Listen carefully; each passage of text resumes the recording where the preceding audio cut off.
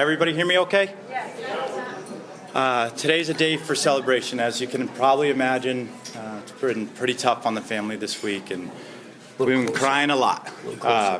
But no crying today. We're here to celebrate the incredible life that was Scoot, that you all know so well, and you're all here to support. And I have to say, you ever get down on people in life, it's crazy, but lose a loved one, because you'll find out how good people are. And that's all of you that I'm talking about right now. It's unbelievable, the support we've received this week, and just what a community we have of friends and loved ones. And I love you all. Thank you all for being here.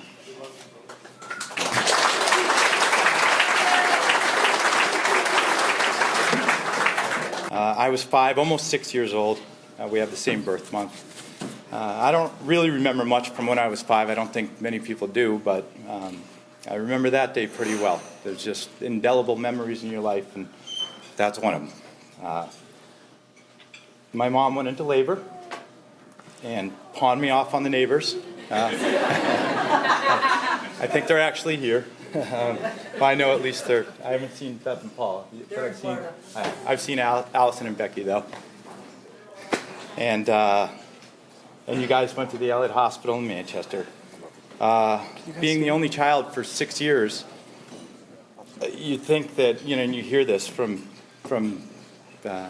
parents and having single children. I was almost 6 years old, and so we had a whole life for that time. You'd think I would have had tantrums and competition for the spotlight, and I wouldn't want to share it, but I was really, the opposite was true. I was really so excited. My dad would call beyond thanks every so often and give updates, and I got so excited. Sorry, got to be strong, right? We're here to celebrate. But I would give updates. Thank you.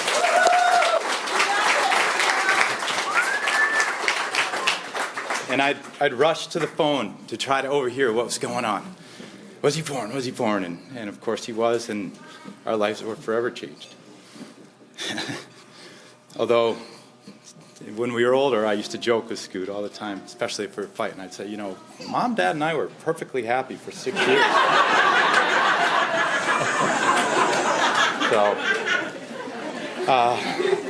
But it was really fun watching him grow. Pretty cool to be 6 years older than your younger brother. I know it's maybe not ideal for everyone, but it worked for us. My dad. All the tricks. Yeah, well, I might have taught him a little too much, but he used to run around the house playing, chasing our dog Taffy, having fun.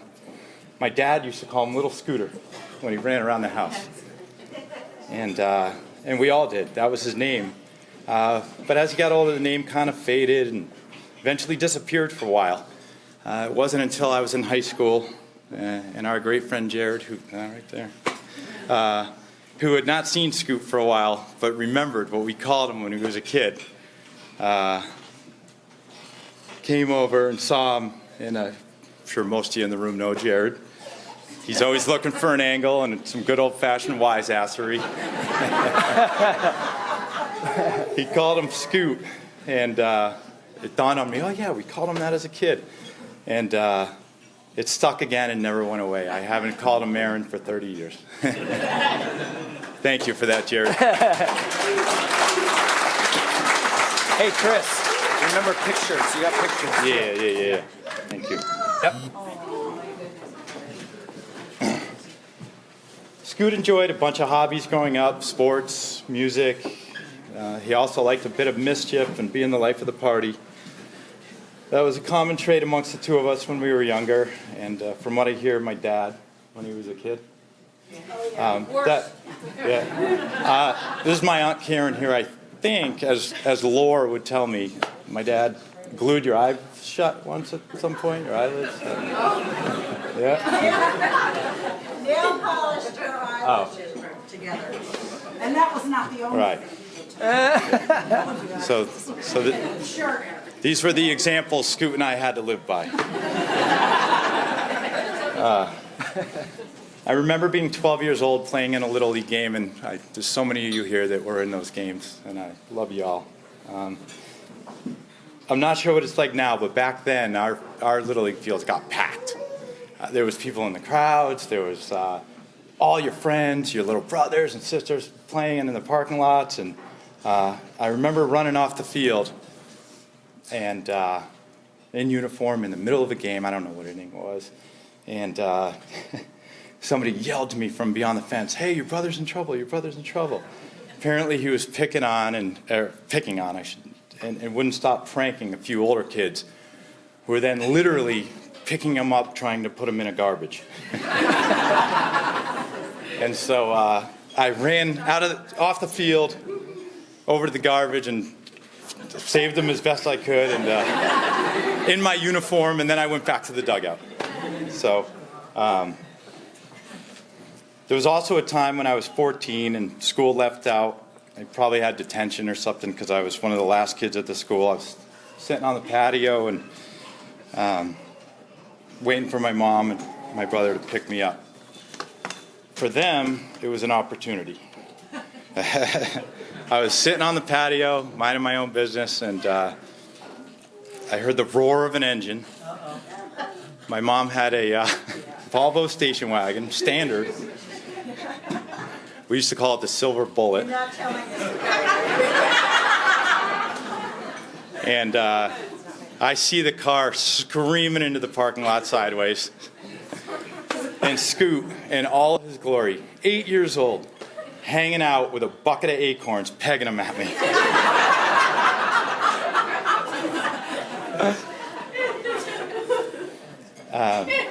In music, I mentioned he liked playing some sports when he was a kid, but he really liked music. He mostly played guitar, and he was quite good at it. He also dabbled in other instruments. I'm fortunate. I know a lot of you guys have been to my house, but I have a really nice baby grand piano I bought. I started taking lessons. I was all ambitious. And then Scoot would just come over, no lessons, no ambition, and embarrass me on the thing. So I kind of put the end of the lessons. What would be the point? Next slide. Next slide. Thank you, Tyler. Keep telling me that. Here's Scoot playing guitar. Since his passing, some of his recordings have found their way out of the woodwork and have been sent to me this week. It's incredible what people have sent me this week. They're beautiful. His great friend, Scott Sandler, who's here somewhere. I can't see you, Scott. There you are. He told me this week in writing, Scoot would just play these brilliant things in passing, and I'd have to be like, wait, what was that? And he'd say, what? Nothing. And Scott would say, you got to play that again. I got to record it. And so we got two little snippets of recordings here. We're going to try to let you. Here you go.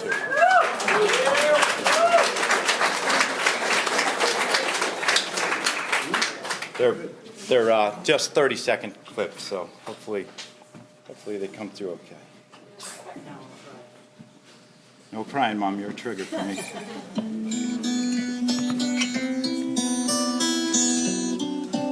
This is Scoot solo acoustic.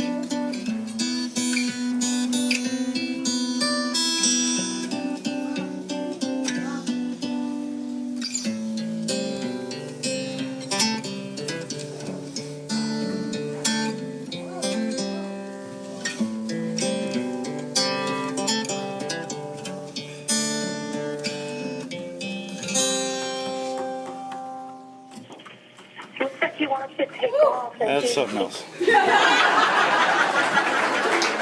Work related. Put those in different folders. And here's Scoot and Scott on electric.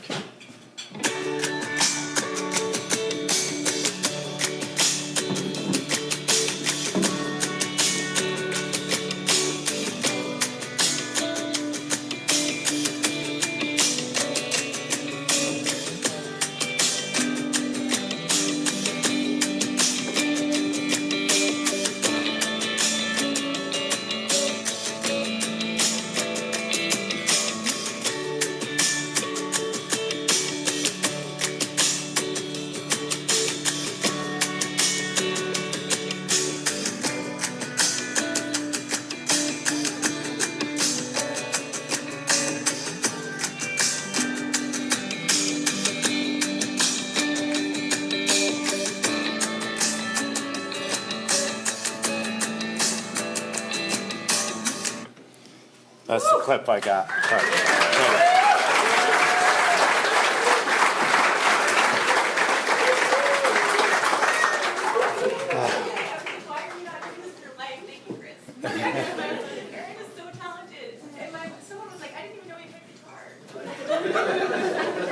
I guess I didn't know till now he played it that well. I know.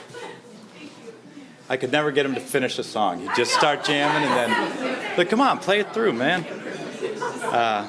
He went to countless concerts. He went to 36 Dave Matthews Band concerts. I went to 2 of them with him. He always asked me to go to the shows with him.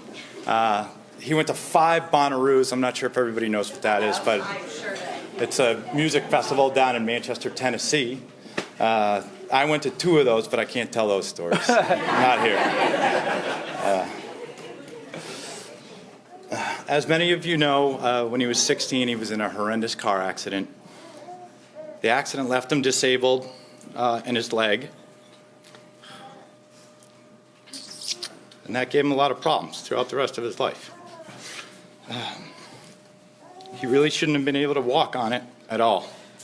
And doctors told him he couldn't. But he liked to prove people wrong. So he did some walking. Oh, yeah. Did some hiking. Tell them no, and that's it. By the way, I love how people are chiming in, so if you got stuff to say, get in here. Last year, he did 1,400 miles on the Appalachian Trail. Yeah.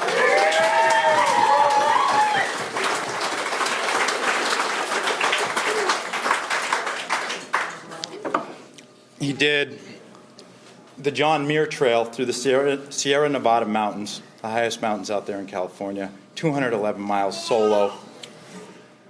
His favorite mountain out there, I'm told, it was Mount Thompson, and that he had a tattoo of Mount Thompson on his forearm. He also did the Lost Coast Trail. He did that with Link. He did so many with his dog Link that he loved for so long. And so many others that I can't remember, and ones that I probably never heard of. Never going to get out of my heart the way he looked at me, his older brother of 6 years when he was a kid. But as he got older, he got better at everything and also became competitive. Felt like only with me. Years ago, I climbed a 20,000-foot mountain called Chimborazo down in Ecuador. And he always heard of that, and he asked me about it often, and then one year, in 1 week, the little bastard went down there. He climbed Chimborazo, and then for the heck of it, climbed 2 other mountains in Ecuador. 19,347-foot Cotopaxi and 18,996-foot Cayambe. All just to let me know who's boss. Pictures? Just to put that in some context, yeah, I'm blowing the pictures, sorry. That's all right. Show us. These are, these are some of Scoot's exploits. Justin, I think you were on that one. I think Justin's the photographer on that one, right? Yes. Yeah. This is Scoot on top of Chimborazo, or near the top somewhere. That's another one, I think, with you, Banff, with you, Justin? Yeah. That's the top of Chimborazo, 20,000 feet. And that's his way up. Not easy to breathe up there. He also climbed all 48 4,000-footers here in New Hampshire. Pete Burkhart and I, wherever you are, Pete. Pete and I did all 46 4,000-footers in the Adirondacks one year in 55 days. So Scoot did all 48 here in like 30 or something. Injured too, right? This is all with his leg injury, you know. He did an 8-day solo kayak trip through the Allagash River watershed in Allagash River in Maine. He told me he saw 3 people in 8 days. I mean, but that's what he loved. He loved being out there. It's not for all of us, you know. There's so many conquests he had. I can't remember them all, and surely don't know about them all. I know he traveled, the world as much as he could. He spent a lot of time in South America, like we said, in Ecuador, climbing these mountains. Spent a lot of time in Central America and the jungles of Mexico, exploring Mayan ruins and things for months. Tyler and I went to Portugal and Spain with him a couple of years ago. That was incredible. Incredible. My family and I got to go to Iceland with him the other year, which was really cool, and we got blessed to see a live and active volcano there. He went with us to the Caribbean so many times for your sailing trips you guys put us on. Thank you. Went to Canada and Banff. You saw some of those photos.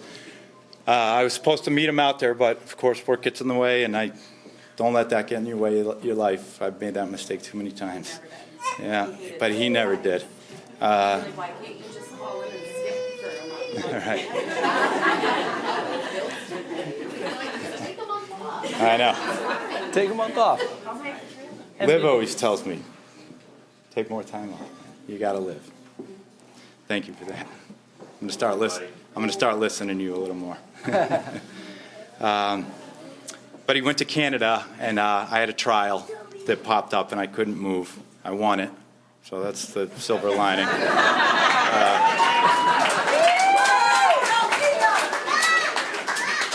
But he met Justin out there in Canada, and the three of us were supposed to hike through the most densely populated grizzly country in the world, out to Assiniboine. Those two made it. They had bear spray with them. And of course I wasn't there, so this is secondhand. Justin, correct me if I'm wrong, but I think Scoot thought that, you got to have some training. You got to be prepared. You got to know how to use your tools. So he pulled out the bear spray for a test fire and perhaps didn't consider the weather elements and the wind. And Justin ended up on a knee with a shot of bear spray in the face.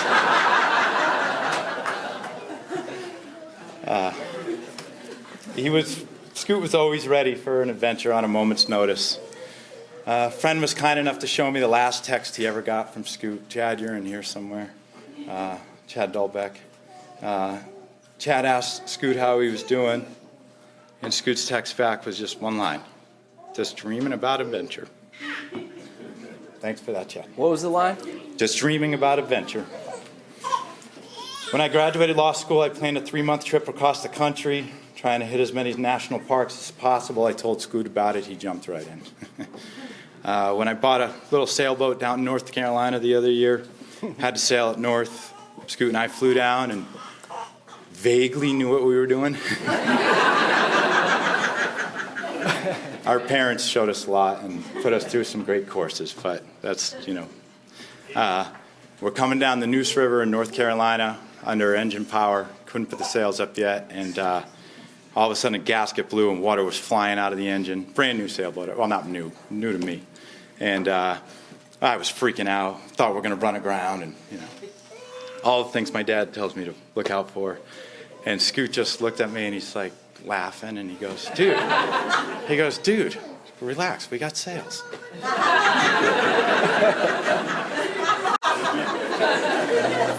But that's who he was. On one occasion, he asked me if I wanted to hike the Presidential Traverse. It's a 22-mile trek across the Presidential Mountain Range in the White Mountains here in New Hampshire. Of course, I went with him. I think he asked me like the day before, so I hadn't hiked in a year. But he beat me across the range. No one's supposed to beat you and I, Pete, across those things, but he got me. He beat me across the range, and then toward the end, I was 6 years older than him, so my joints were hurting. He gave me his hiking poles. He didn't have any other. He gave me those so I could just get out in the dark and keep walking. As our friend Tony would always tell me, well, I don't know where Tony is. Tony! You're somewhere here, Tony. What's up, Tony? Tony went on a bunch of hikes with Scoot and I, and he would always get in my face and in my head afterward and be like, Scoot's the #1 hiker, right? And I was like, Tony, you're crazy. You've hiked with me. You've seen some greatness. Scoot was better. He really was. The outdoors, whether hiking, paddling, whatever, is where he shined and where he was a natural leader. A lot of you never saw him out there, but he took charge, man. I know he inspired a lot of us and also nagged a lot of us to get out there with him, and so many of us have. One of his greatest loves, there's Justin and I and Scoot and Banff. This is him and I sailing the boat up. But one of his greatest loves that I only did once with him was skydiving. Years ago, my dad, my brother, and I took an advanced free fall course up in Maine, and that allows you after the 8-hour course to jump solo your very first time. And unfortunately, work called again, and we had cloud cover, and I couldn't jump, so I left. And these guys, my dad, you were what, 50? It's only a year or two ago. He was, I think my dad was 54 at the time. Did his first jump ever solo, 54 years old.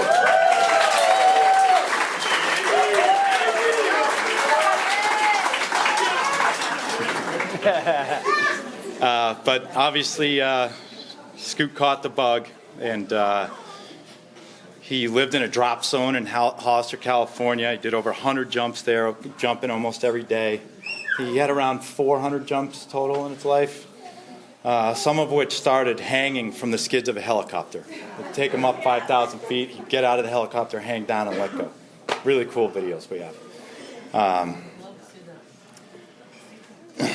Others were hop and pops when he was getting his Class B license, where you have to jump from 3,000 or 2,000 feet, pop your chute right away, and get familiar with that whole process. And much to our family's chagrin, he did some base jumping. He did 8 base jumps off the 486-foot Perrine Bridge in Idaho, all in 2 days. For those of you that are unfamiliar, but if you do a base jump, you got 4 seconds before you hit the rocks. And so you jump, you throw your chute, and you depend on it opening. There's no backup. There's no second chance. My dad and I were pretty adventurous in our youth, but we both agreed this week that we didn't have the bravery that he had. No fear. Or stupidity.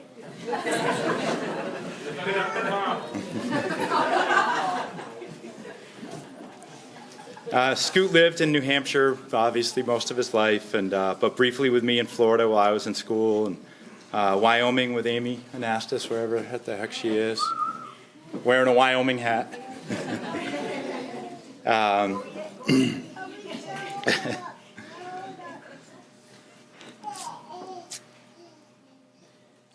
He also lived in California. I think we got some, there's another base jump photo here.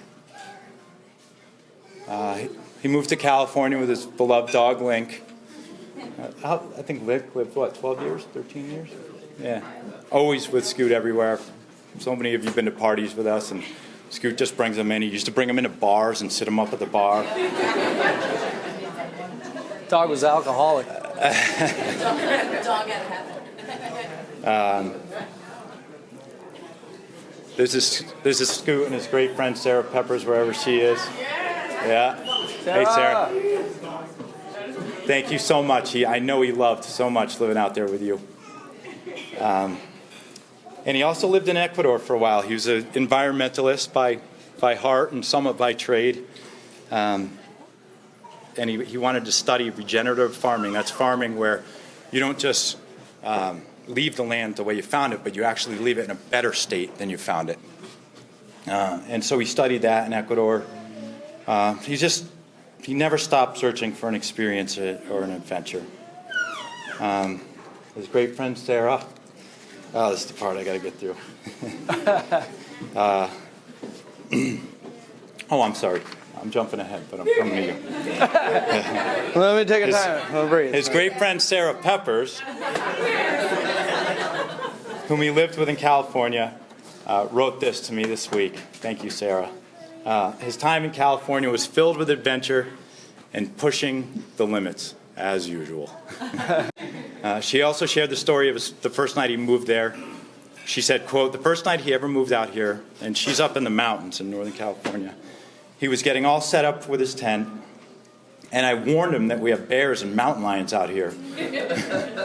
I then handed him a cast iron, and a spoon for protection. And he just got so wide-eyed. I still laugh about it. Sarah said I still laugh about it. But above all the conquests, he mostly enjoyed what we're doing right now. Being in the company of his friends and his loved ones, including his great friend and eventual girlfriend.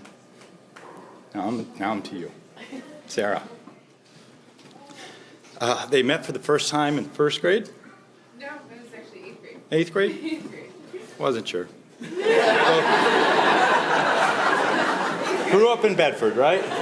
Together. It was a weird crossing. All right. I'll rewrite this after.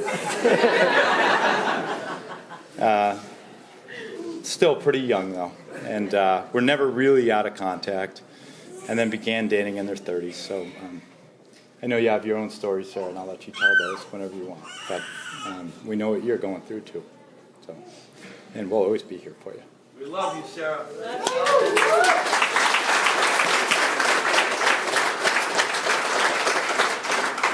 Oh, Scoot was fiercely loyal and truly there for you when you needed him, often whether you asked him or not. He was a voracious reader, an intellect, and a listener. I've been told so many times this week, mostly by the cousins and things, but that he was just so easy to talk to, and he listened. And didn't judge, ever. Last year, a great friend of ours was going through some stuff, and I heard this through the grapevine, but and lamenting to Scoot about some things over the telephone, just life stuff. And he got in his car, drove an hour and a half to their house, stayed for 2 days, and wouldn't leave until they were okay. That's who he was. He'd always show up at Genevieve and I's house. Don't trigger me. Anytime we needed anything. Show some pictures. Yeah, thank you. Oh, sorry, Sarah. These were supposed to coincide, but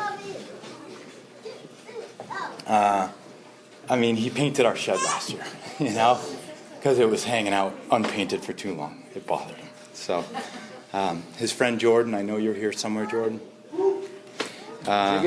told me this week that nearly every time Scoot went to his house, he brought a gift for his son. Scoot loved his friends and his family's kids and loved trying to teach them something. I know you know these. This is our cousin Sarah and Kobe here. Bring the afro back. This is Sarah, Kobe, and I watching Scoot do some skydiving down in Pepperell, Mass. He just loved trying to teach the kids something and impart something in them, and he took a lot of time with them to teach them. Ronan's, I know you're out there. I know you know what I'm talking about. Cousin Sarah, I know you know. Sarah Peppers, Jordan, and probably some others I can't think of right now. I know Scoot left this world knowing how much we loved him. I think I got nothing to regret there. He knew. Perhaps my only regret is that I never told him how proud I am of him. Not only for what he accomplished. Well, how could I? The guy was competing with me all the time. I couldn't give him an inch.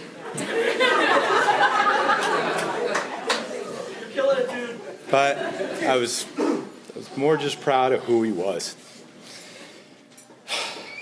So off you go, Aaron. Off you go. On to the greatest adventure into the heavens. I'll love you forever. We love you. Amen.